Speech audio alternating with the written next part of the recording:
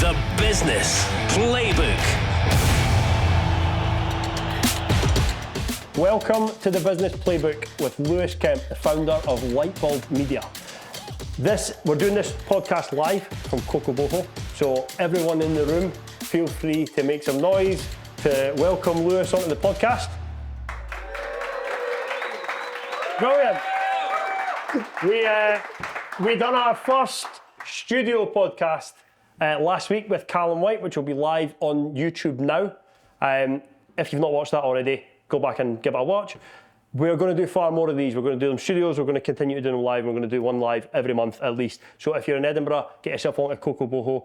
The tickets are available on Eventbrite, or check out my LinkedIn, sign up to our mailing list, and you'll always be notified whenever they go live.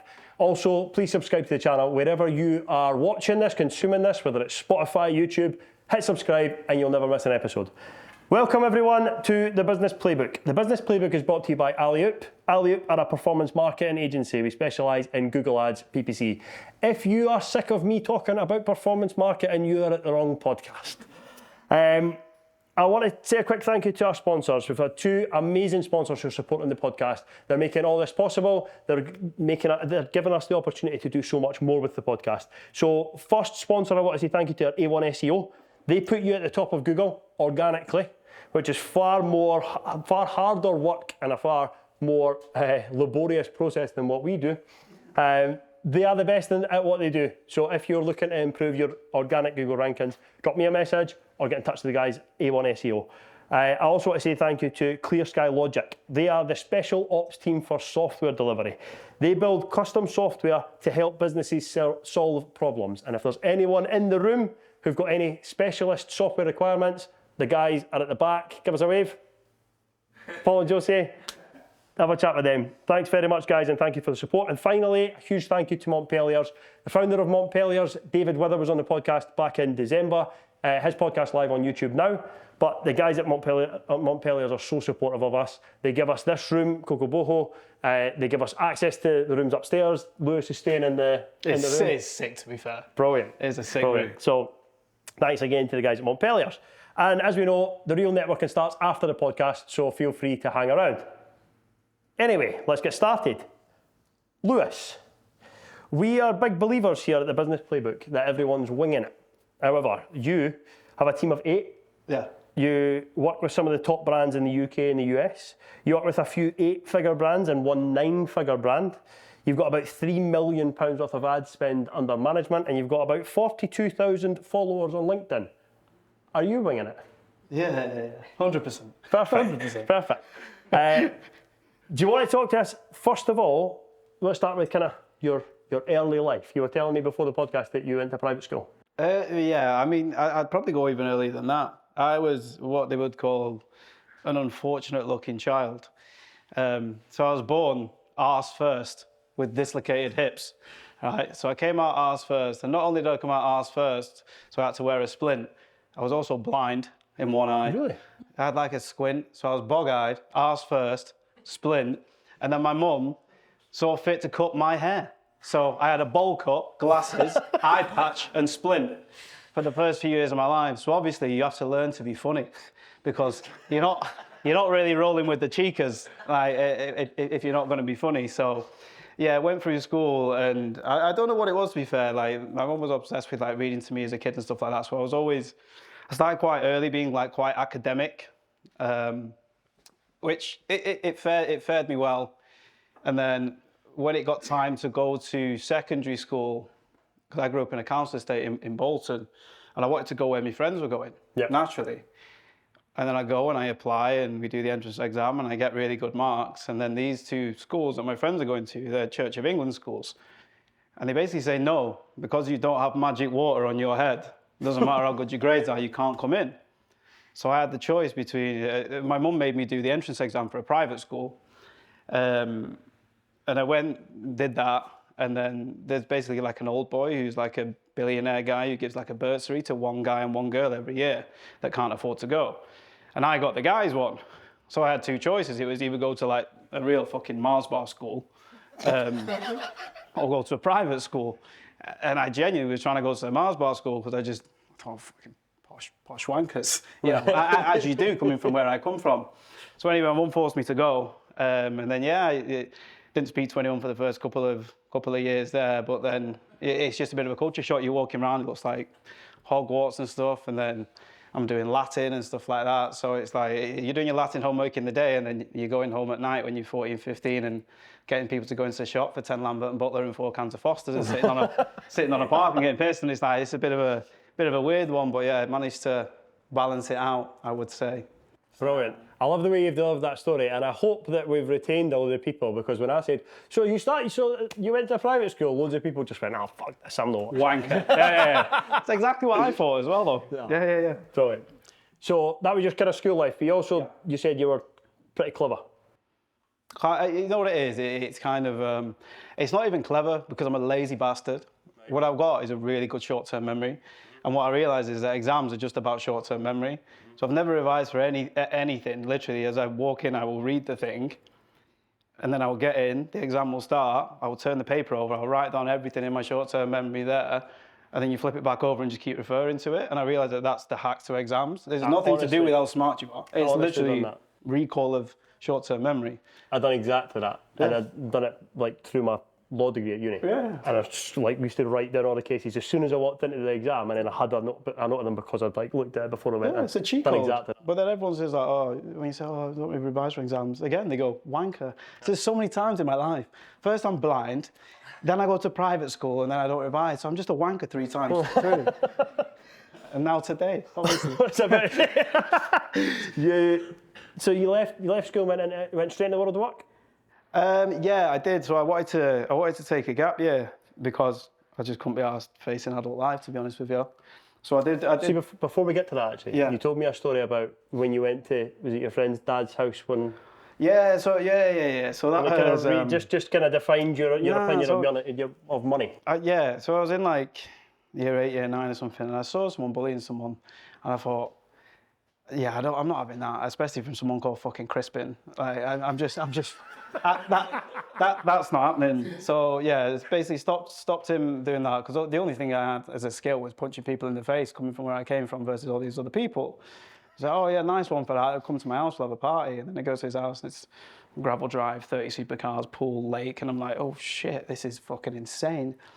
And it just opens your eyes into that world, because for me, I was just, my dad's a roofer, been a roofer for 30 years. I was going to be a roofer, that's all you know, that's all you see. And then I went in there and I saw all that, and I just sit, and I'm just a curious person, so I was just sat, just going to his parents, like, oh, so how did you do it? When did you start? How did it come about? What did you do? Did you have any partners? Blah, blah, blah. Just asking, probably pissing him off quite a lot. But I was just trying to take it all in to understand it, because I looked around the school I was in, and I thought, obviously, I'd like to say I'm not arrogant, but I am arrogant. I looked around and I thought, you're all super rich, but I'm smarter than at least you 5 dickheads. So if you can do it, why can't I? And it was being able to see it, which I never could before, to go, yeah, fuck it, why can't I do that? Why can't I? Why shouldn't I be able to even try to do that? So it kind of opens your eyes to how money works as well. When you said financial literacy and just understand. Financial literacy is the biggest thing of all, because where I grew up, it was like, the one great thing that my mum taught me was like, if you can't buy it twice, you can't afford it. I never understood what a credit card was. I remember figuring out, they went, oh, your credit rating's shit. And I was like, how? I've never been in debt. And they went, exactly. And I was like, what?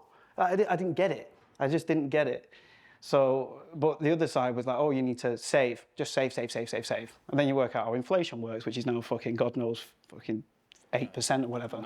And then you're saving at 0.5, but your inflation's at 8, so you're actually losing money. And it's like, once you know, it's logical. But if you don't know, you just get told what your parents knew. Yep. So unless you're exposed to that world, you don't know it. So yeah, that was a big game changer for me. I think financial literacy was... And you said that's completely shaped your opinion on, or your like preconceptions of money now. Yeah, if I didn't go to that school and was opened up to that world, I would not be doing the thing that I'm doing now. And yeah, 100%. Cool. So you then went into, was it straight to door-to-door sales? No, so I did the gap year first. Right. Did the gap year first, which, yeah, there was no culture in it. We went to was Ante, Kavos, and Ayanapa. So whatever. There's some culture in that. Well, yeah, I had to get pills for that culture when I got back. There was no. I was just trying to put off adult life, man. And I didn't have rich enough parents to go and fucking piss around in Vietnam or whatever. So I just thought, I've got 500 quid. Let's go on this holiday and get a piss up. It was then I took a second gap year because I was still trying to put it off. But then obviously in the second gap year I worked. So the first job I went into was Googling jobs, and one was field sales executive. And I thought, all right, you start at 11. I thought, banging, I love a lie-in. You finish at 7. Yeah. So it's actually the same work day, but you just start later. Field sales executive is door-to-door sales. That's why you start at 11. Yeah.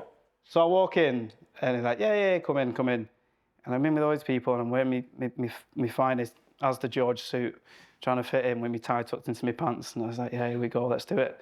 And then they all start fucking huddling round. They put like this Denzel Washington like speech on, watching like Clash of the Titans, like, we're gonna fucking sell today, and all start vibrating.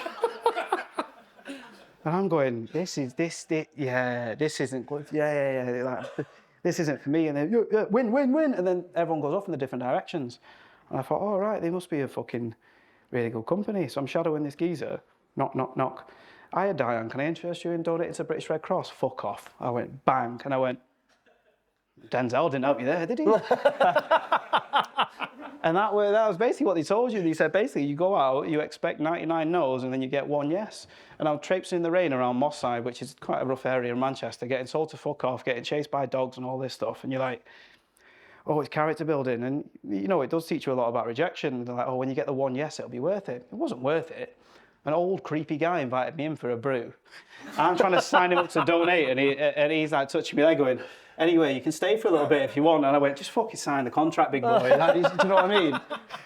So I was like, yeah. After that, I had a chat with my line manager, and I said, because they switched me off. I was British Red Cross first, then they were doing energy switching next.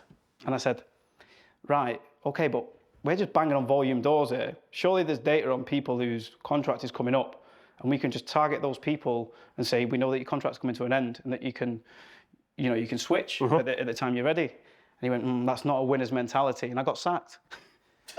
And I was like, all right. And that's the difference between sales and marketing. It's also the difference between performance marketing and like... It's just fucking logic and stupidity for me. I was like, I don't understand why you would knock on 100 doors if you only need to knock on 5.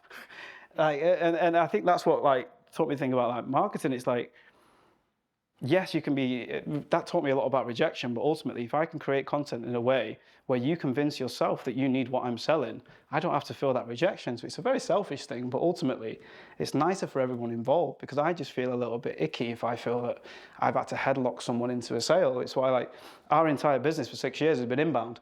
Never sent a cold email, never done an ad, never done anything. Everything's been inbound, because if I'm as good as I say I am, I don't fucking need to do that. If I'm good at marketing and inbound marketing, literally the proof's in the pudding. You came to us, which is why it's an easier conversation to have with clients, because if they start to, I was like, hold on, mate, you rang me. What's that ringing me, telling me how it's going to go? You sure you've never pitched against another agency? No, we don't pitch. We don't pitch, because what pitching is, I realised that from working at the agency I worked at before, you go in and you'll spend God knows how many hours doing all this stuff, and you go in and you pitch against these other people, and you spend weeks doing it, and you jump through fucking hoops, and they'll either go with the cheapest or the one that the boss's daughter's fucking friend knows. Simple as. And it's a waste of time. I want people to choose us or choose someone else. Simple as. We're not into a pitch process. You either choose Lightbulb Media or you choose someone else, and I'm good with that. I'm absolutely good with that. So you say it's all inbound. Mm-hmm. Where did those? We're going to get right into it. But where do those leads come from? Is that your own content on LinkedIn?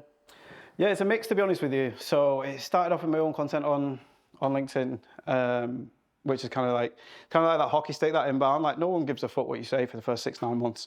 But if you stick beyond that, you get that hockey stick, because you could write something now in year 5 that I said in year 1, same content. The only thing that's changed is the audience and the authority. The content is still good, and that's why people give up, because they think the content is bad. And do you repurpose it from year 1 and? Oh yeah, 100%. I run experiments all the time. I can deliberately go viral now, just to prove a point to people that say that viral is a good strategy. And I go, I'll fucking show you with data, because no one ever who talks about that ever shows you any data. So I go, all right, I'll go viral tomorrow. And I do it. And then I do a sales post, nothing comes from it. Nothing comes from a viral post. And then I'll do my strategy, which I've now got down to a good art where you can kind of solidly predict it, and you'll get 5-6 leads. If you've done the right top funnel work and then you do your results post at the right time, you'll get 5-6 leads. Guaranteed. Guaranteed. And I've run this test multiple times over 6 years. And everyone that says viral is a strategy, no one's ever showed me any data to prove that, ever. And we were talking earlier about a guy who spoke to me, and he's like a Mr. Universe. And he says, I think I've been shadow banned on social media. It's like, how's that? He says, because whenever I post about my gym membership prices, no one sees it. But when I post this picture with my top off, it goes mental. He's cock and bollocks hanging out with a six-pack. And he went, these get loads of engagement. I don't know why. This one says sign up for 30 quid, gets nothing. I went, oh, mate, I don't know, mate. He said, shadow banned. You must be shadow banned. You must be shadow banned. Fucking hell. So, leads that then come into your business. Yeah. It's your job to convert those leads? Depends. It used to be, but obviously the team's got bigger now. If it comes in and they want, social or design or personal branding or paid social or paid search or whatever, there's now like a space for them. We're jumping a couple of steps, because you went from the being sacked at the door-to-door job. Oh, yeah, You then went to an events company. Yeah, so so I went to I did the door-to-door, and then I got another job that was in telesales, and we were basically doing like public sector events, very boring shit. So it's kind of like the progression through like sales. So the door-to-door, then I started in telesales, got promoted to email marketing, and we were basically giving away public sector tickets to events. And I was saying, mate, do you want some free tickets for this HR conference? And they were going, fuck off, no. And I was like, how shit are these conferences that we can't give these tickets away? Yeah, tickets were free tonight, mate. But this was my... But this was... Headliner, Lewis Kemp. This was... and then, to be fair, this was my second gap year, because I was pissing about because I knew I was going to uni, mainly because I'm that old where this is where the fees were tripling. So my mum was like, you're not fucking getting in that much debt. You go into uni this coming year, you're not doing a third gap year, you piece of shit. So I was like, all right, no worries. So I was fucking about, so I was coming in drunk and all that stuff. I ended up getting sacked from there, and then went to uni, did sociology. Problem with uni, right? I went to my first sociology lecture. I thought, all right, here we go. What's uni like? They went, hi guys, welcome to sociology. I went, just so you know, all the slides will be put online. So I stood up, I went, see you in 3 years. I was like, there is absolutely no purpose for me being here if literally you're just going to put everything online. So came from sociology, and to be fair, as much as I slag it off and it's a bit of a joke subject, it does teach you a little bit about kind of how people work, and it is quite interesting. But it was from uni that I jumped into my mate's brother's-in-law's business. So he's starting a nutrition brand. He's like, I need someone to run the comms and the social. We're with some US fitness celeb, and we're going to launch his nutrition range, so we need to do some events. He's shadow banned, by the way. He's shadow banned. They're all shadow banned. I'm shadow banned. So we did that, and this was just my naivety at the time. I think I was, what was I? Probably fucking 22, 23 or something like that. So I was like, I don't know why I said this, because he was rich, and I was like, you don't have to pay me until the events are done. Don't worry about it. I'll work these 2 months for free. Let's sell out the events. When we all make money, we'll all share it about. Yeah, no problem. Of course he said yeah. So I sold out these events at Hale Country Club, Reebok Club, all that stuff, Event City. I went, it was like 2-3 months work. I think it was about $6,000. I said, have you got that dough? You got that $6,000 for that 3 months worth of free work? He went, no. What do you mean fucking no? I said, I'll give you 500 quid for it. I said, I've just worked for 3 months for fucking... And sold out the event? Generated loads of revenue for your business? Yeah, nailed it. But obviously it's a difficult position because it's my best mate's, he's married to my best mate's sister, so I can't fucking petrol bomb his house because my best mate's sister lives in it. So it's a bit of an awkward one. So it's like, I think that was my first business lesson of like, contract it up. I don't give a fuck if it's your mum, your dad, your nan. Like, sign the paper, because I'm glad it happened for $6,000 and not fucking 600 later down the line. Like, it's the biggest lesson that I got taught that actually in business, like, Everyone is selfish, no matter how many people tell you that they're your friends and you're together and it's a collab. Sign fucking everything and put it all down in paper, because otherwise it'll come and bite you on the arse. So yeah, I was grateful for it. I was grateful for when it happened, to be honest with you. So this is one of the things that I said when I was building the podcast up. I was like, this is a really good one for me, because it gives me an opportunity to pick your brains, someone who's built a really a business in a similar space. So not something we've done a huge amount of. So follow all the fuck ups, mate. I've got plenty of them, honestly. Brilliant. So you then launched Lightbulb Media? No. So then I started freelancing for a little bit. Okay. What was it called? I think it was called Dive Digital, and I made the logo myself. Dive Digital? Yeah. Like as in dive digital? Yeah, because I was thinking, I'll dive into your business. And then I created, the one thing I'm not very good at is design, right? And I created it, and it literally looked like a turd. It was supposed to be like a drop, as in like dive, water. I'm fucking shit at design. Anyway, and I launched it, and I got a couple of clients in and stuff like that. It was going all right, and then someone came over, like another friend of a friend, and he said, "Oh, I've got a business, but we do a lot in financial services. So like back in the day, like PPI and package bank accounts and fucking IVAs and debt and stuff like that." So I was like, "Yeah, sound." But he went, "I want to build some brands. So you come in, you be the head of digital. We'll build a team around you. We'll do this, we'll do that." I said, "Sounds amazing," because I'm pissing about by myself. Don't know any contacts, and I thought this might be the key to the bigger thing. And to be fair, I worked there for 18 months. He was the best salesman I've ever met. Taught me loads and stuff like that. But it's dry, that stuff. It's dry. And I think that's where I got the bug of, like, I used to sit in rooms and listen to a fucking imbecile opposite me go, "This is how it works, and this is how it works. This is how..." Why didn't you do it then? Why didn't you do it? Like, you called for a reason. Sit down, shut the fuck up. Do you want an answer or not? This is a client telling you this. Yeah, but it's not my business. Aye. So I'm sat there and he's telling, "This is how it's going to work, and this is what you're going to do, and this is what you're going to do." And I'm going, "That's not going to work. That's not how it works. It's not viable. It's not physical." And I'm having to sit there, smile, nod, get out of the room and be told, "Oh, do this," because this team of 10 that it's supposed to be, or that's been promised to these clients, there isn't a team of 10, there's a team of me. I'm doing paid search, paid social, copywriting, organic social, across everything. And you're a freelancer at this stage? No, I'm the head of digital for this agency. Digital for the agency, right? But the head of fucking nobody. Just I'm the head of myself. So whilst it's good, like, I knew this thing was going to fail because we've basically taken the advice of an idiot and been forced to do it, and then it inevitably fails, and I go, "I told you that was going to happen." That, "Oh, that's your fault." And I said, "What are you talking about? You told me to do that." Like, and then I think that's the kind of moment where I thought, I can't fucking do this anymore. I said, I'm happy to fall on my sword if I've said something and it goes wrong, but I can't sit, smile, nod, listen to a fucking imbecile, do exactly what they say, have it fail, and then get blamed for it. I said, I'm not doing that. I said, but obviously a lot of people do say that shit, and I just think, if you're going to shout stuff from the sidelines, put your boots on and step on the pitch. So I thought, right, I'll do that instead. And if it goes wrong, it's on me. You know what? Maybe you can't be brutally honest with people and a little bit aggressive and a little bit marmite, and I'll bite my tongue and I'll go back and I'll get a job and I'll fall back in line. But then, touch wood, I started Lightbulb, and then I just thought, right, we're just going to go in from day one and go, if something's shit, we're going to tell you before a penny is exchanged, because it's going to affect our work, and I'm not going to take bad results because you can't take criticism. Nobody wants to be told they've got an ugly baby, because there's a lot of fucking ugly babies out there. There is. Everyone knows that.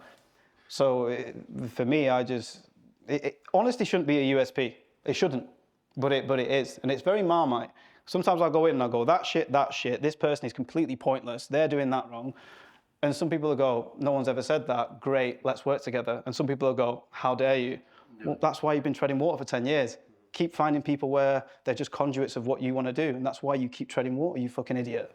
Or rip something up, change something, and let's do something properly. And the people that listen, we've got all the data now. I've got 6 years worth of data to show that if you fucking listen, it works. Like at the start, I was just saying to Colin before, like, it's hard at the start, because I had that from the start. And at the start, people were like, who the fuck's this mouthy little northern idiot saying this? But after you built 6 years worth of data across fucking 30 industries, spending hundreds of millions of pounds, you go, what? Your mate Dave from the pub, or all this data? Like, if you choose your mate fucking bog-eyed Barry, like, that's your problem. It's not my problem. It's on you. And you see the amount of people that come to you that have been burnt by agencies previously. You know what it is? It's the bigger ones as well. It's the bigger ones, because you go in, you go, oh, it's these big ones, the ones that win, buy all the awards. Yeah, so they've got an excuse for the creative director to touch up the interns at some fucking event. We all know how the awards works, right? But wait a minute, you've got on your website, we are not award winning. Oh yeah, that's our thing. Yeah. What are you going to do if somebody gives you an award? Someone nominated us for an award.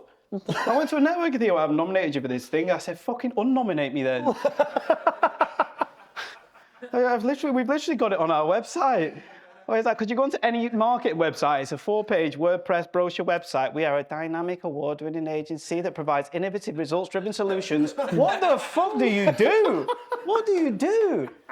So when we built ours, I was like, right, we need to build something that's different. We need to build a journey that literally puts people off. It's marketing without the bullshit. That's correct. And if you haven't gone on it, please go on it. Go through the whole journey. Don't worry, I've sent it to a designer and said, just copy that. Yeah. We try and put people off, and we say, you're not going to get this, you're not going to get that, you're not going to get that. This is exactly how we work, and here's all the data to prove that how we work works. And if you don't want that, no problem. Go. There's plenty of other people that will take your money, piss it up the wall, tell you what you want to hear, and show you some fucking crystal trophy for 20 quid. I bought my own crystal trophy.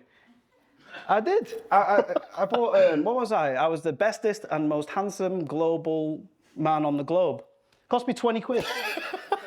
Took a picture on it, took a picture on LinkedIn, landed 2 clients from it. Job done. Saved me £2,980. For a table at an awards do?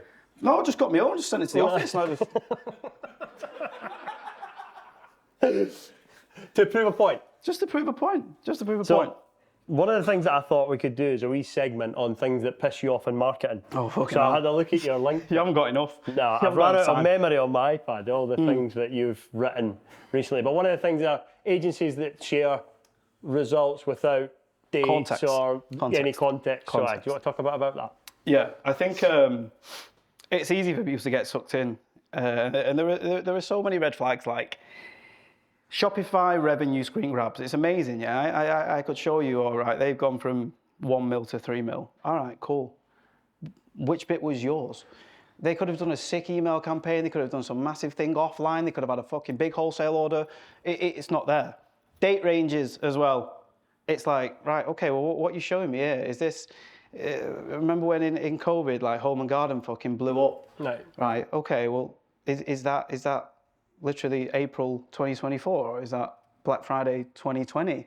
Like, where you're just taking a certain amount. There's so much context around it. Like, I could sit now, we launched an ad the other day, spent 9p and got $1,000 sale. The ROAS is like fucking 200,000. I could just screenshot that and go, we'll get you 200,000 ROAS. And people do that, and fucking dickheads believe it. They do. They come over and they believe it, and there's so much context that goes into it now. Like, we used to just be media buyers. Like, give us money, we'll come in and we'll buy that. Now, because it's changed so much now and it's going so automated, media buying is becoming redundant. Yep. It's becoming very, very quickly redundant, because it used to be we'd have 10 campaigns. When you say media buying, are you talking like traditional media? No. As far as like Facebook online, ads and stuff like that. So like back in the day, you used to have maybe 5 campaigns and 10 ad sets and 20 ad sets in each one. Now, in most clients that we have 3 campaigns. We have a testing campaign, we have a scaling campaign, and we have a very, very small retargeting campaign. That's it. Because why a very, very small retargeting campaign?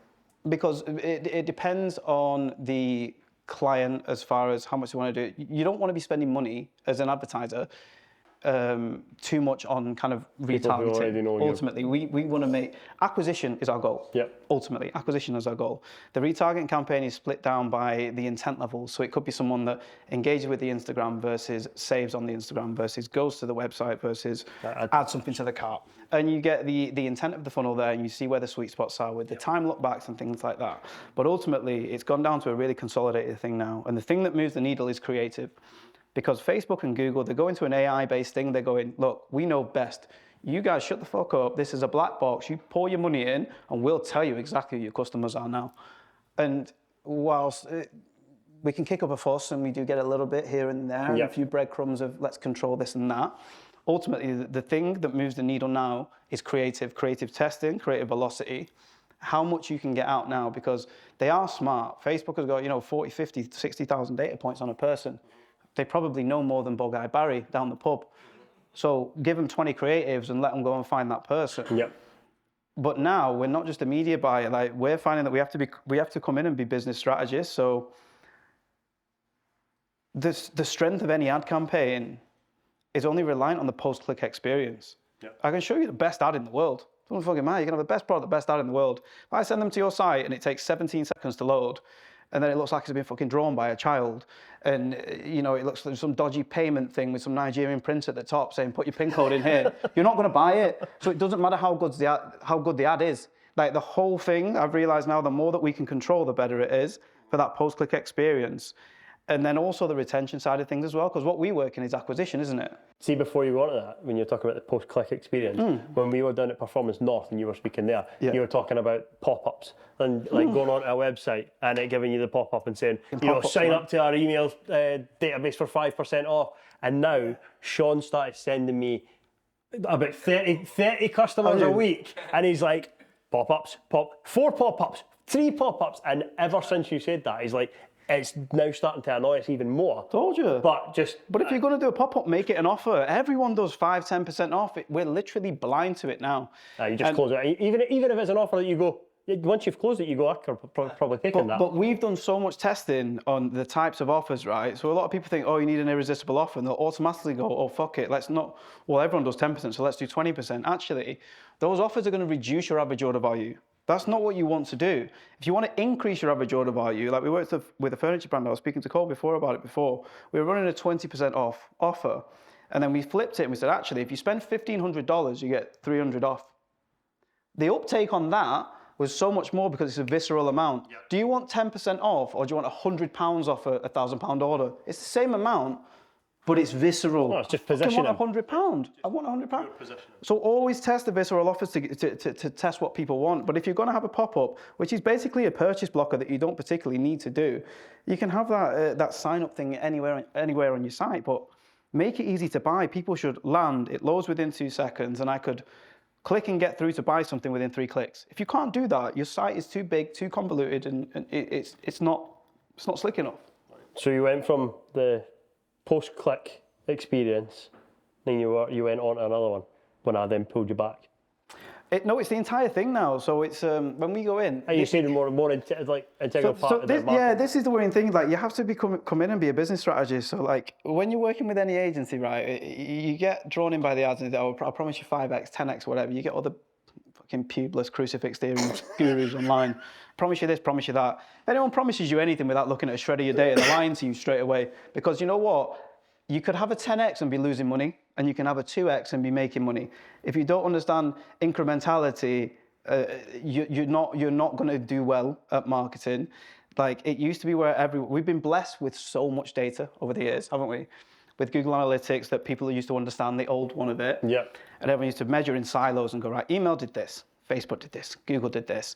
The reality is, everything you've ever bought in your life is the result of multi-channel marketing. Whether you choose to accept it or not, whether it's conscious or not, it's multi-channel marketing. No one's ever just seen one thing, gone, boom, buy it, without anything that's happened otherwise. It just doesn't happen, particularly for a larger purchase. The thing that winds me up is clients who try and overanalyze it and over-attribute. And then, so I, as a performance marketing person, went on to ARM, the clothing brand, and made a purchase, and at the end of it, it said, where did you come from, basically? And I was the post-purchase survey. So that whole, normally people just, they click and go, but I was like, no, I want to give them actual feedback, so I have a right good think about it. How did I get there? I think it was that, right, okay, bye.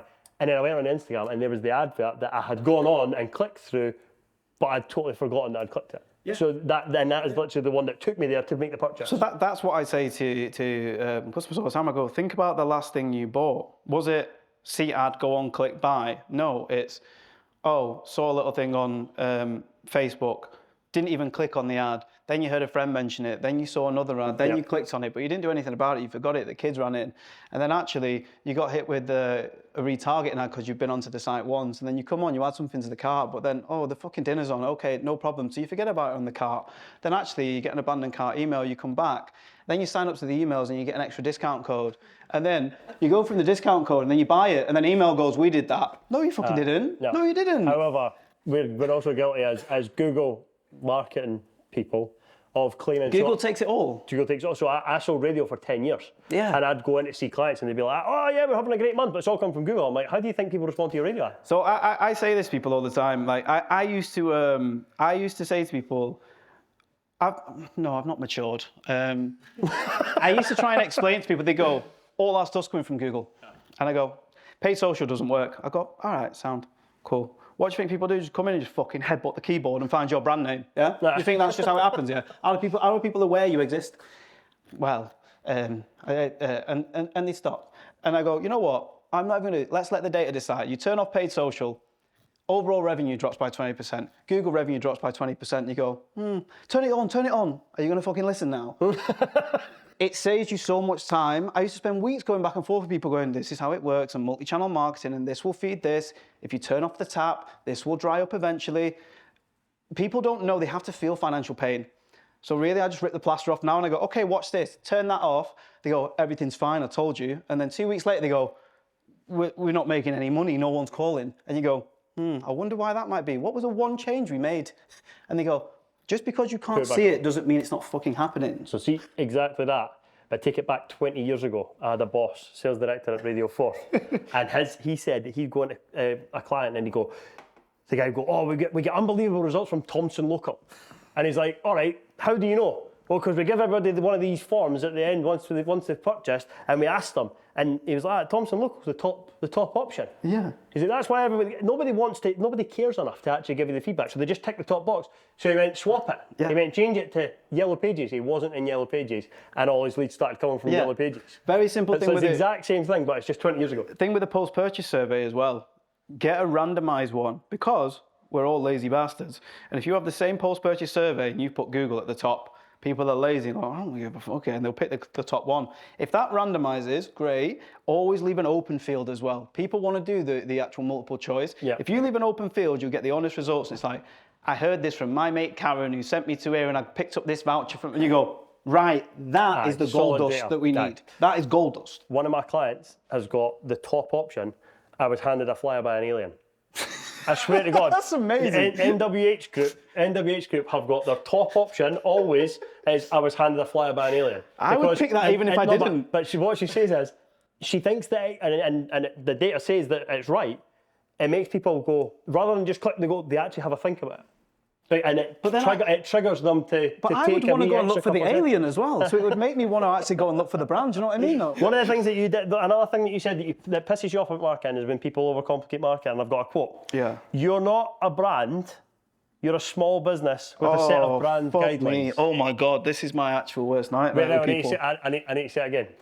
You're not a brand. You're a small business with a set of brand guidelines. Correct. People confuse brand with branding. Branding is a logo and colours.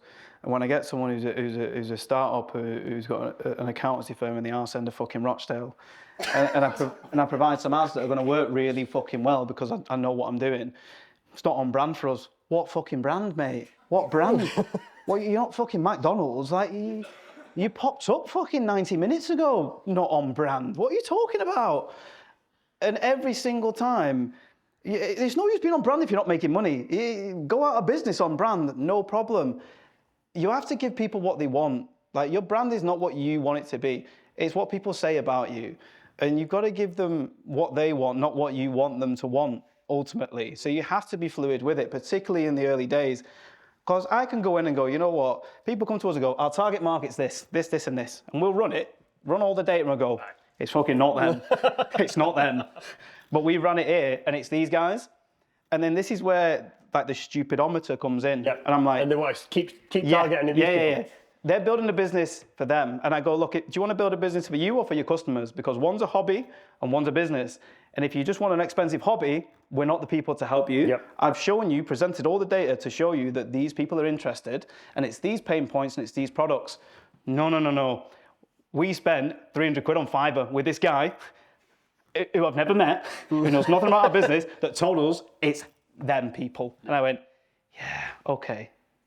We'll see you soon anyway. We'll call you. Don't call us, we'll call you.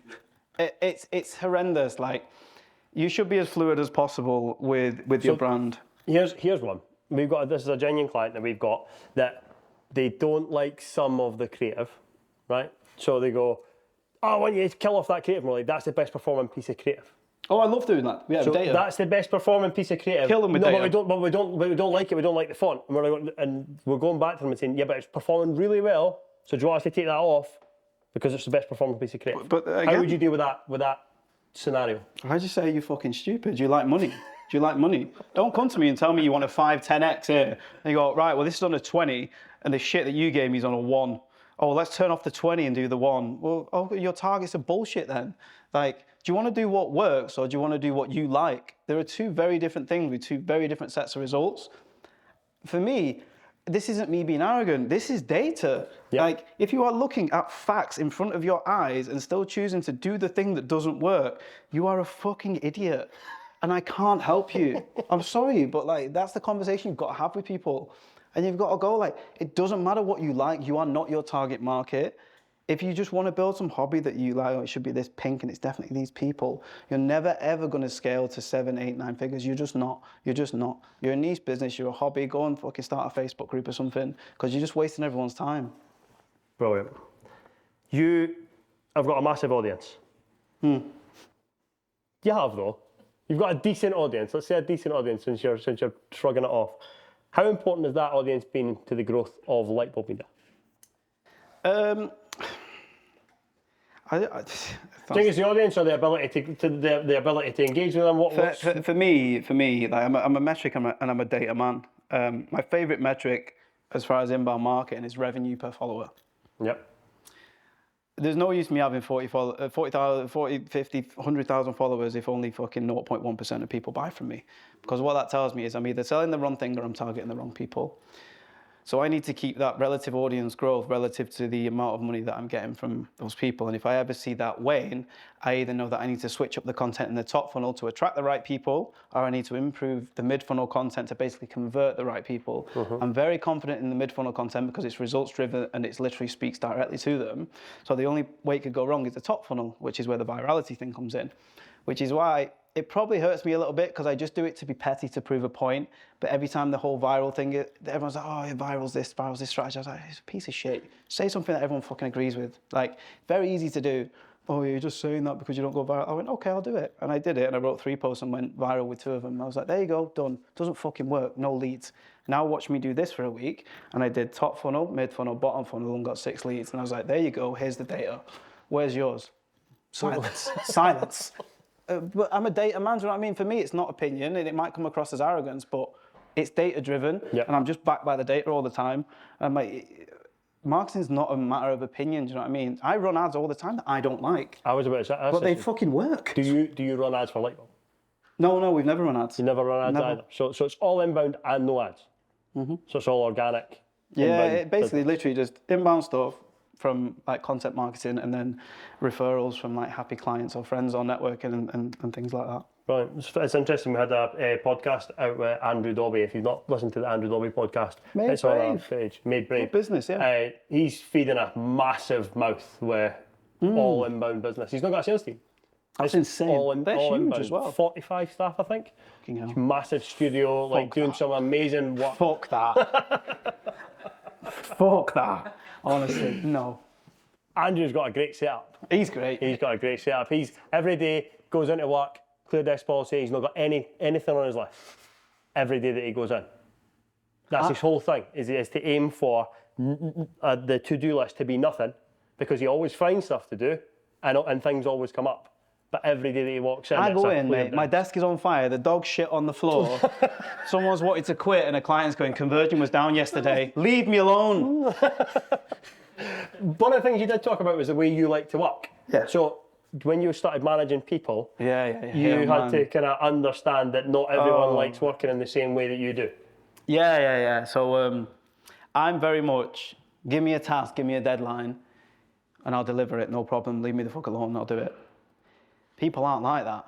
No, some people need to kick up the arse, some people need an arm around the shoulder, some people are just not very good at what they do. No, but I've always been a kind of person that likes to trust. If you turn around to me, Jak, and you say, right, I'm really good at ads and I'm good at this, and you show me some case studies, and I go, sound, you're good at ads. I'll leave you to it. No problem. I don't want to be a micromanager. If I go in and then it's a complete fucking cacophony of bollocks, I'm like, why did you lie? I like to trust people until they give me a reason not to, ultimately. So it was hard for me because I tried being as like blunt and direct with people. There's like, I can't remember what it is. There's a psychology test where you do like colours and stuff. It's like red and blue and all. I'm very red. A lot of everyone in the team is very... Remind me, Reds, that's data driven. Just direct, just for me, normal, right?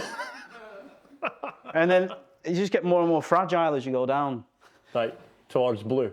Yeah. No, blue's analytical. Is blue the lib one? Blue, no. I don't know if you could say that. Blue's the very analytical one. Is it? Red, like you say, is more direct. But it's like you have to learn to manage those. And I tried for ages to just try and be a better. I think I'm a better leader than a manager. Yeah. I would say that. And I tried for ages. Can you elaborate on that point? So better leader than manager. Because for me, manager's kind of like you kind of there constantly checking in and doing that. Leader is, we're going fucking this way. Here's the mission. Get on board. Get on the ship. Manager's like, everyone, okay, you're doing this. You're doing this. I want to give you at that part. No. But I tried to be good for it. I tried to be good at it for ages, and I went, what the fuck am I doing? Why don't I just hire someone that's actually really good at that? So everyone goes, oh, you should try. Why? Like, you do every single job, you spin every single plate until you can afford to hire the people that do the stuff that you're shit at. HR, accounts, being a nice person. Like, these are the things you're shit at. Correct. So, and then I got my ops manager in. She's incredible, an incredible manager of people, and it just allows me to basically megaphone a message. She'll filter it out and filter it down, and it'll be delivered in the right way for the right person in the right style, because I'm too busy trying to basically attract new clients, whereas their job is retention. Yep. And everyone's sticking to their strengths, so it's a happy medium. So yeah, just don't try and be anything that you're not, because it's fucking exhausting and it's expensive. Culture, yeah. So you've built a decent sized team now, and you all work remotely, but you've got the access to the office, is that right? No, so it's a bit of a weird one. So there's only 2 that don't work in Manchester now. Other ones kind of move, like there was one that was based in Amsterdam, there was one that was based in Yorkshire, and one based in Ireland. They've all moved to Manchester now. Oh, so really? There's only 2 that don't come in the office because they're international, but the rest have moved to Manchester, so everyone's Manchester based now. Well, basically. Why have they all moved to Manchester? Because of the culture? I didn't tell them to. It wasn't like a. But businesses are struggling to get people to drive 20 minutes from their house to their office. You've managed to make people move across the world. But it's Manchester, isn't it? Manchester's like, well, it's London without the pricks, isn't it? It's nice. It's a little bit cheaper. It's very creative. Like everyone speaks to each other. Everyone's nice. It's very collaborative, Manchester. There's like loads of cool people. You do cool shit, and obviously you can just go out every single night if you want. It's a good place for people to be, whether you're in a couple or whether you're coming in and trying to cut your teeth on marketing. Manchester's a very good place to be, to bounce about and just learn by osmosis, because there's gigantic companies and then there's, scrappy little startups, and there's so much in between. And I think, yeah, if you can cut your teeth on there and just dot about in Manchester, you'll be fine. But everyone seems to be enjoying it so far. I mean, as far as they tell me anyway. London without the pricks. Yeah. And we're sitting in Edinburgh, which is not London with the pricks. I'm joking. So, what do you do to build a great culture within your business? I know that you've got your ops manager. Is there anything else that you do as the chief exec? Do you know what, mate? I just try to empower people. It's empower them to make their own mistakes, do their own work. Correct. I mean, not too many mistakes. Yeah. Because if you make a mistake once, it's cool. If you make the same mistake again, it's a bit of a piss take. If you make the 3rd mistake of the same thing, you're like, now you just don't give a fuck. Mm-hmm. So it's very much a fine balance between that. Yes, make mistakes, try and fail stuff, try new stuff, because we are a creative agency. Yep. I want you to try new things, push boundaries. And I think with having a young team as well, it's very difficult for them to not get rolled over in a meeting. Yep. Because I remember how I felt not having my own agency and working as an employee, sitting down and, oh, guy, I've been in insurance for 50 years, and you sit down, this is how it's going to be. Now I've got no problem going, shut the fuck up. Because if what you said worked, you wouldn't have called. So sit down and let me tell you the answers if you want them.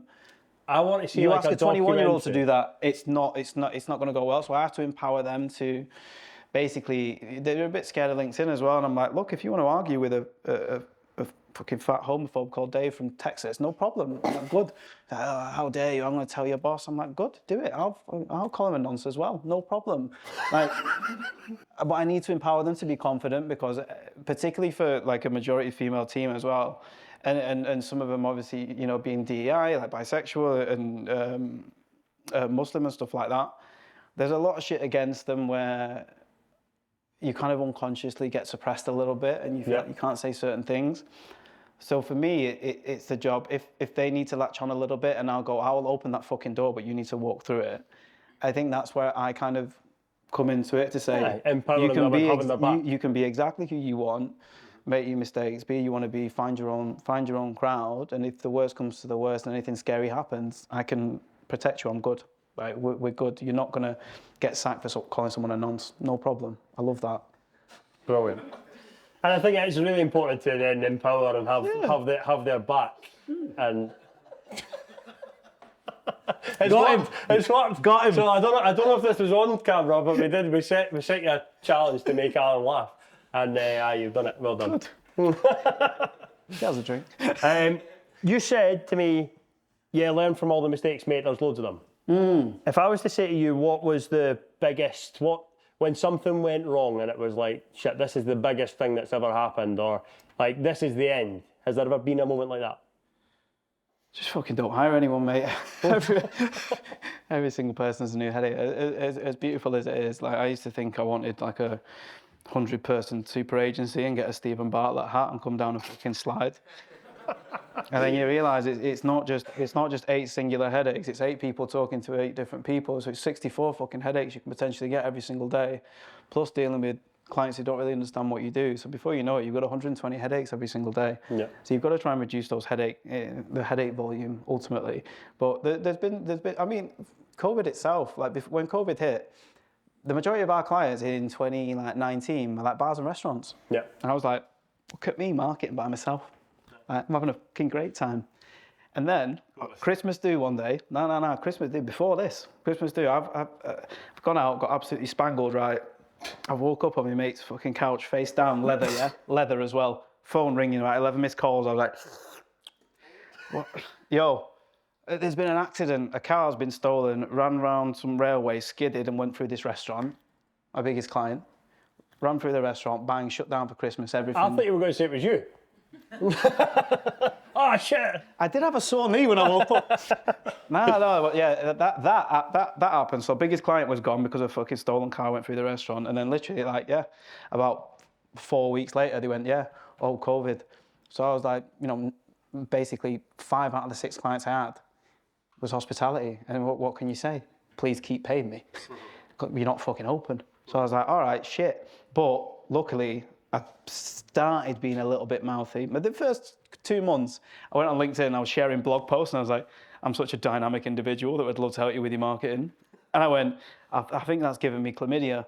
And I was like, I can't be that person. I can't be that person. So I was just like, right, yo, this is how it is. And I'd started that like 4 months before COVID. So when it all shut down for hospitality, I was like a little bit of, I was shitting it. I was like, fuck, what do I do now? I've got no dough. And then literally like the week after, the phone started ringing and obviously everyone needed to get online. And I wasn't the best, but I was the loudest and I was front of mind because I'd been shouting about it and I'm being quite mouthy. Yeah. So obviously at the start I have to, you undercharge and you over-deliver. Everyone does at the start. I was charging like fucking 400 quid a month or something like that. So, great for me at the time with very little overheads and stuff like that to try and prove myself and basically build a data bank to allow me to build that up. But yeah, that was a scary time. There's a great agency in Edinburgh run by a mate of mine, Barry Wilkins, MB Media, and that's pretty much all their clients are hospitality. And they honestly, during COVID, they kept people like afloat. They got them online, they got them set up with delivery systems. They were rammed during COVID because they were taking hospitality businesses and giving them a lifeline, taking them online. They're smart though. When they said to me, how do we get online? I didn't think of delivery systems. I just went, please keep paying me. I didn't know anything, mate, about anything. But yeah, that's very smart. That's why they are where they are. Brilliant. We're coming towards the end of the podcast, but a couple of questions I want to ask you. What is the plan for? So you just mentioned there you wanted 100 people, a Stephen Bartlett hat and a slide. By the way, I've done a wee bit of research on this, and I've listened to 2 or 3 podcasts, including Johnny Rose's podcast. Johnny's in the room tonight. Big up, Johnny. And you mentioned the slide a few times. I think that must grate on you a wee bit. Fuck the slide, man. Nah, you know what it is. You know what it is. It's like it's one of those things. They did well because they sold it on Culture and they got people in on 15 grand a year because they used to come to us and we used to hire like freelancers from there and they'd be like, yeah, we get paid like fucking 14 grand and we're like, oh, can we have some more money? And like, have you not seen the slide? Like free fruit. And you're like, no, I'd like to be able to afford me rent. And they're like, fucking tangerine here, mate, you ungrateful bastard. So. Stuff like that, I think that's where Culture goes too far, and obviously they did it well because they targeted very naive people that didn't know any better, that may have well been living at home with no overheads, that they could basically exploit to a level where they got to a stage where they figured out how good they were, and that's when they left, and that's why you saw the churn was so big, very much Lurpak factory fucking churn. Like you go, oh shit, I'm actually quite a good videographer, I need to fucking get paid more than 12 grand a year here. Yeah, of course you do. So they did it well. But for me, I try and keep that fine balance of like paying people well. There's culture to a point, but you know, family. People need to afford fucking rent, mate. Like the economy's a joke at the minute. So for me, I'd swap all the fresh fruit and all the fucking yoga days and all that stuff for and I'm sure they would for an extra few grand. Brilliant. So what is the plan for Lightbulb? Because you say that's not the plan anymore. Yeah, for Lightbulb itself, I don't really want to get to more than 10 people. I think for us, we're not going broader anymore. We're going deeper with the clients that we have. So rather than trying to get more clients on and doing higgledy-piggledy stuff, it's a case of going deeper with the clients that we've got. So if you're on paid social, we'll get you on paid search. And then if you're on both of them, we'll come and look after your organic and look after your website and create content for you and have a really holistic thing. Because I think no matter what industry you're in, if you have 20 good clients that you can go deep on, you're in a fucking really good place. So I think, yeah, just keeping a really good team, doing good work for good people, and just keeping our nets high, do you know what I mean, with the red flag people that come through. We're in a very blessed position where we can pick who we work with now. Yeah. It wasn't always like that, and it's you have to work to that, but particularly when times are hard like this, you know, being able to turn people away, it might not seem like a logical decision, but it long term, I promise you, if they don't fit with what you do, it's a fucking drain and you might lose your team, and one bad apple, client or team member, 100%. Can literally spoil the whole bunch. So like stick to your morals and stick to it. We lost a client at probably tail end of last year, and it was the one client that if my phone rang and I seen that client's name on the phone, it drops, doesn't it? And you're like, hold on, I need to get rid of this person because I can't 100%. Feel that feeling when I see that text every time. And I'm like, and now it's like any client can phone me and I'm like, correct, like, amazing. But yeah, it's a good position to be in, like you say. But at the start, like you say, you have to take what you can fucking get, and so you can figure out what you do like, what you don't like, and definitely. Then have enough data to basically turn people away and take the people that you want and hopefully nurture them to be really good clients. So that's the plan. Fewer clients, but better ones. Brilliant. Thank you very much. Cheers, Lewis. Welcome. Cheers. Thank you.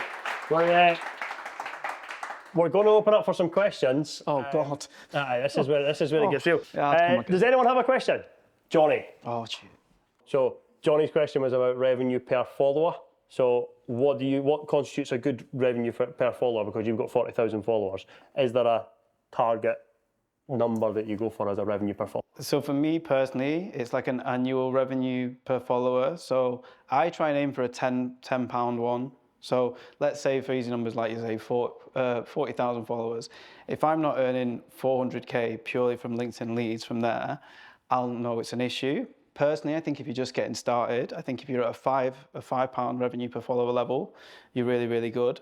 But it really starts to come to the fore, like the bigger you get, because the dilution becomes more obvious and you're like, okay, I'm really, really good here and I'm at 10, I might be at 20. If you're starting off and you've got 500 followers and you land one big deal, you know, you're fucking amazing.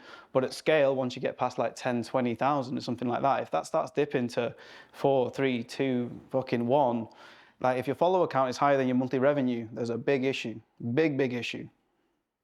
There'll be loads of people who are in that situation as well. Of course, but I always call them out, I say, show me your data then if this is working, because getting attention is very, very easy. I could drop my pants, run in the square there and people would look at me. That's attention. Attention is not created equally.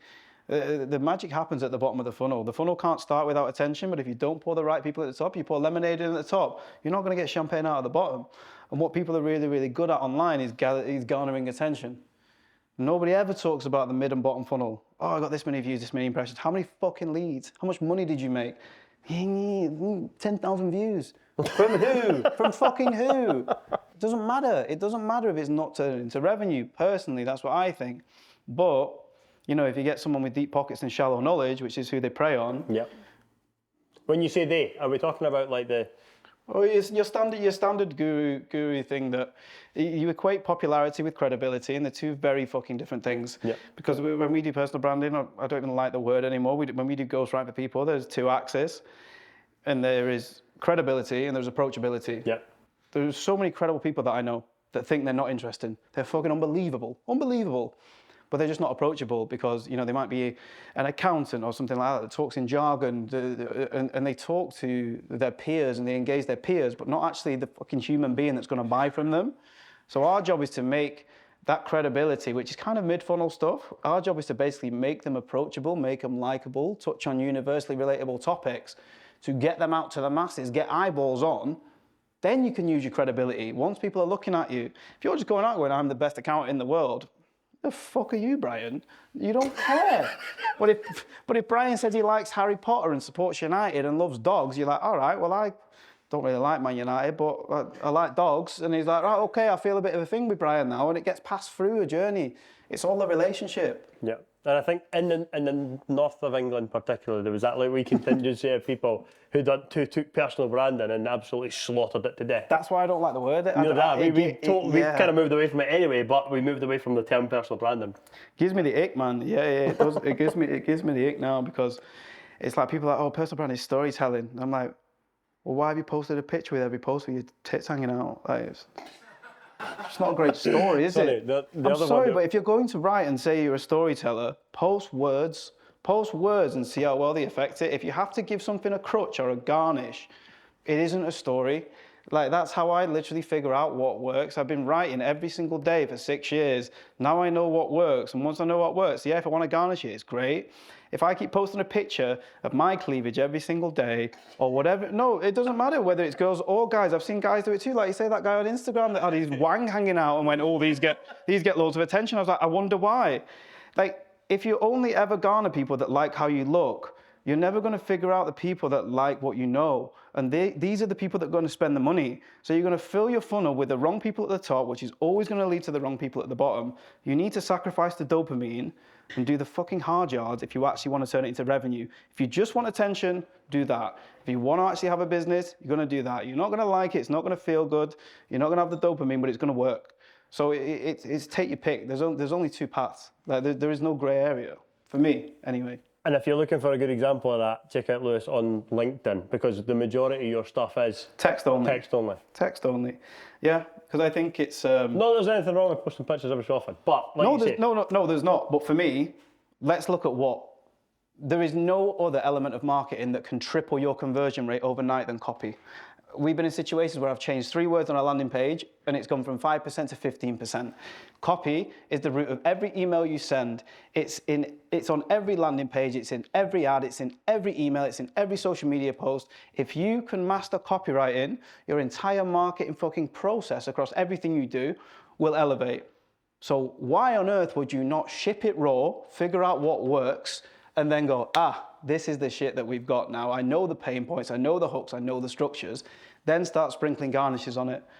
If you're doing 5 things at once, you don't know whether it's because of the picture, the hook, the fucking soundtrack. Take one thing at a time, take the base foundation that is the core of every element of marketing, master that, then start sprinkling your glitter on it.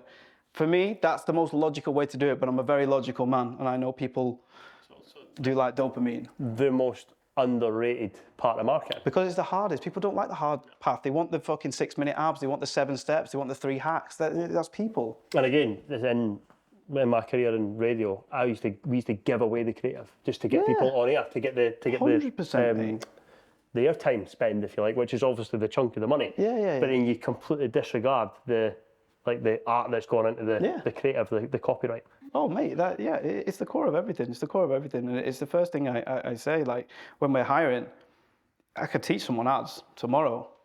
Copyright is hard. Tell a story about the types of, when people misjudge the tone of your... Oh, yeah. Because we're a little bit of a Marmite company, obviously.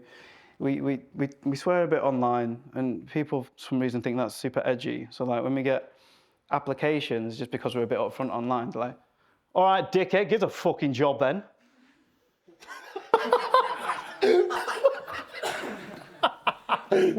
Here's my fucking CV. It's in crayon. It's not really how it works here, mate. I'll be honest with you. There's a line here, and you've literally just jumped over it, dropped your pants, and shot yourself. Like, you've misjudged it, and if you think that's the tone of voice, you're not ready for it. Like the best copywriters, they're chameleons. You know, I can write about fucking sex toys in the morning, insurance in the afternoon, and fucking HR at night. Like, they're the best copywriters that can flip it and get the best reactions. A lot of people with personal branding, you know what they're very good at? They're very good at creating a personal brand for themselves. You ask them to do it for a fucking CFO in Silicon Valley, and I guarantee you they aren't going to do it because, you know, Chad is not going to take a picture like that with his Starbucks talking about, you know, how he's burnt out that week. It's just not going to happen. If you've only got a one-trick pony, you're not a good person. You're very good at branding yourself, but it's not a scalable business for me. Brilliant. Questions? John, I'm going to repeat John's question. So John's question was about your team setup, the fact that you've got people set up to, like, the kind of client retention team. How do you set that up, and what do they do? So for me, the entire team is retention, because we don't have a sales team, we don't advertise, we don't do the outbound stuff. So essentially our sales team is me, but I can't do the acquisition and the retention as well. So basically when it comes in, I will get the initial spark, it will come in as a lead, it will get passed through, and then the ops manager will go, right, what do you want from us? What services do you want? And it will go to the relevant head of department there that will basically guide them through, set them up, have the account manager. So basically it's a very simple split. They don't need to worry about anything new coming in because I've got that. And what I want to be able to do is basically go out, get clients, engage them, they get sold on me. They're 95% sold already. We sign, we hand them over, and then it just goes into a clockwork team where we manage that. So the entire team is retention, and that's just in our situation because we don't have a sales team or we don't do ads. Like I am just the one sales team, but it might not be like that forever. I'm sure it won't be. Any other questions? Jose, do you feel the same way about the use of video as you do about... It's not that I hate images or video. No, it's not. I like both. I think video is powerful. I think video is really, really powerful. The only thing for me with, like, the personal branding thing is, I think my overarching point is just ship it without any crutches. Because if it has something with it, whether that is a PDF or an image or a video, you're not actually going to know whether it's the power of the copy, the power of the hook, whether the CTA works or not, what you need to change, who clicks see more, what you put in there. Like, Can I play devil's advocate on that? Because, so Nick's sitting in the room, and one of Nick's clients has just nudged him on the shoulder and went, hey, video. But, but at the end of the day, Nick's a great performance marketer who uses video to generate leads. So my question to you would be, who cares? If he's generating leads that are making him money and they're generated with video, not the power of the copy, are you romantic about the copywriting, or is Nick delivering leads for his client? I get my copywriting as well. But my first question is, Nick, what do you say in the video? Do you say words in the video? Yeah. Scripted words. Scripted words. All comes back to copywriting. I was on your side. I've just been Judas. Yeah. No, honestly, like, if something works, it's great. But I just think, for me personally, I understand why people want to do it, and it is great. But I would just say, if you build that foundational stuff, because an image, you know, is great, but like a video, as Nick's just said, it's scripted. Yep. Those scripts are words, and if you're not delivering them the right way, if you have a it's all about the delivery, Derek. Whoa. It has nothing to do with the delivery of these Have you ever seen these bloopers? No, I need to see the You need to bloopers. see the blooper. Show me the bloopers. The bloopers are the best. It's when he's trying to get me to take selfie videos. I'm like, get that camera, you fuck. Is he making you look into the horizon with a Starbucks like that? You know what? I'm just so tired of being a fucking business owner. It's so tough. But let's go back to Josie's question. So you guys have just created loads of new video content for Clear Sky Logic. Yep. And they're going to be using that in paid ads, hopefully to generate leads. Amazing. For the business. So for me, with videos, it again comes down to copywriting, because when we're building videos and when we're doing it for ads and things like that, we build it in a very modular way. So like the middle is going to be the middle. This is who you are and what you do. Simple as. The end, the CTAs, they can change. They can be swapped out. Book now, demo, do this, whatever. The starts can also change as well. So you could spend literally one day doing it. The middle is going to be the exact same. You could film 7 different CTAs, film 7 different hooks. Again, comes down to copywriting. What are the pain points that your customers have? You could have 7 there. And what we do all the time is we will build it in a modular way. We'll run 7 hooks, 7 CTAs. We'll run it and we'll go, right, they're the 3 winners. Bang, jump the budget on them. So you find out your best performing combinations. Video is great, and I think it is going to go video first. LinkedIn is literally going to introduce a video first feed soon. They'll do it fucking horrifically, because every update they do is horrific. Their ads manager is 20 years behind anyone else's. It's all horrific. Have you seen those AI things underneath the post now? Oh, how bad is that? What can a cardboard box tell you about business? I was like, fuck off, mate. Just fuck off. Yeah. So do you think that'll get better, or do you think they'll scrap it?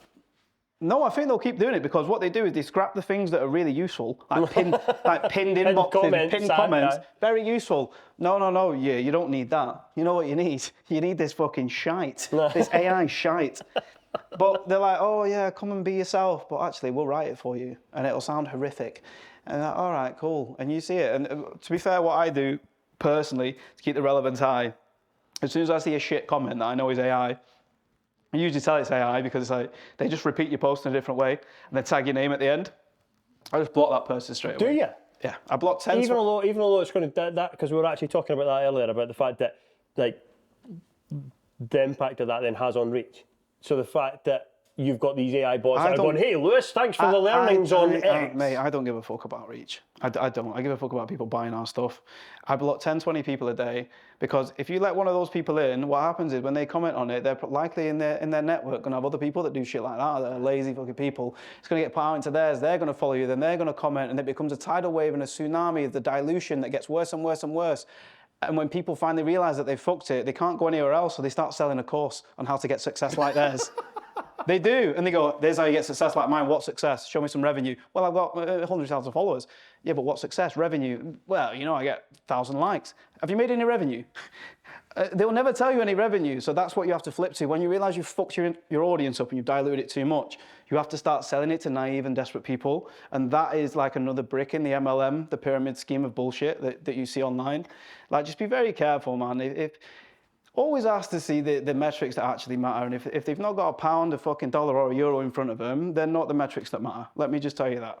Like, just be careful about who you're spending your money with, because there's a lot of fucking sharks out there. There's a lot of blood in the water at the minute. Just, be sensible, go with logic, ask to see actual tangible results. I could sit here all day. I'm just like throwing more stuff at you. I'm going to jail. I can sit here all day. Was there one more question? Vivian. Yep. So Vivian's question is about the increase in privacy on social media. Yeah. Making it more difficult to retarget or target people. Basically, the introduction of iOS. Was it iOS 14? There was iOS, there was the DMARC email policy, and then there was consent mode for EU and EEA I think it was like a month ago now. So what are you doing to combat that in performance marketing? So first of all, it's a massive education process that you have to have with the client all the time, because whether you like it or not, we're going to like this cookieless future where they're going to try and get rid of third-party. iOS happened a couple of years ago, and it was a fucking disaster. Everyone was like, oh my God, the ads aren't working. You went from a 10x to a 1x, then you go, oh, the ads aren't working, but let's look at the overall revenue. Has that changed? Well, no. Okay, so the ads are still working, they're just not being measured correctly because people opt out of these things. People do opt out of these things. To be fair, I think generationally, and totally. Younger ones, they don't give a shit. They're like, take my data, man. Take my data. Yeah. Older now, anything where we have an older audience that targets 40 plus, you're seeing the opt-out rate is huge. So we put the consent mode on, like we're using a CMP called Cookiebot, and you can see the opt-out rate, and it's mad, like how many people opt out for the older audiences. But I think, to be honest, it's an education piece, because we say to people all the time, like, you should be measuring blended because of the multi-channel thing. So we look at stuff like MER, we'll look at new customer acquisition costs, we'll look at specifically new customer ROAS. But then we'll dial things up. So if we look at things and we say, right, we're spending 10K on Facebook, we're spending 10K on Pinterest, cool. What we're gonna do is, we're gonna drop 2K away from Facebook. Let's look at the MER. Let's look at if the new customer ROAS goes up or the new customer CPA goes down. Because all you can realistically look at and have knowledge and faith in is the money in the bank. Everything wants to be the hero. But the sooner people understand that everything is multi-channel and that where someone first discovers something is not where they fucking convert, email and Google will try and take all the credit all the time, which is why people are like, oh, I've got a 7-day conversion window on this and a 30 on this and a 90 on this. Everything wants to be the hero. What do you put in? What do you get out? Set up very specific experiments to go, the only change we make in this time is we dial this up or we dial this down. What happens to the bottom line figures? New customer acquisition, MER, new customer ROAS, and then this is how you make your decisions on a blended level. The longer you try and measure in silos now, you'll drive yourself fucking mental. You'll turn off things that are working, and then delayed attribution will hit, and you'll turn them back on, and you're constantly in a drama of this. So for us, we find that probably like the 7-8 figure brands, they get it. They get it. For the 6-figure brands, it tends to be a little bit more of a risk. But I was like, well, this is why they're 7-8 figure brands, because they understand how it's measured. Whereas a 6-figure brand, because they're probably closer to it and it's their own money. Yep. And they're like, well, email says this, and Google says this, Facebook said this, and you treat them as enemies. They're all fucking best mates. They started here, they went to there, they passed through to there, they converted there. They've all got credit for it. And it's down to that founder. Do you want to get out of your own way and let your business grow? Or do you want to keep turning off the taps at the top, thinking that it's all coming organic because you're an insane business and people just randomly guess your brand name to type it in on Google? Spoiler, they don't. And they find it out from elsewhere on paid social. That's how it works. So yeah, blended is the key. Vivian's our analytics guy, so we're going to be sending him down to spend a wee couple of days with you at Lightbulb. Oh, fuck it. Good luck. We've got an initiation as well. Brilliant. Give him a massive round of applause for Lewis. Thanks again, Lewis. Legend. Thank you so much. Thank you so much for getting involved and listening to the Business Playbook. Wherever you're consuming this podcast, please hit subscribe. Check out our sponsors. They're tagged in the comments below. Get yourself along to the next Business Playbook. Thank you.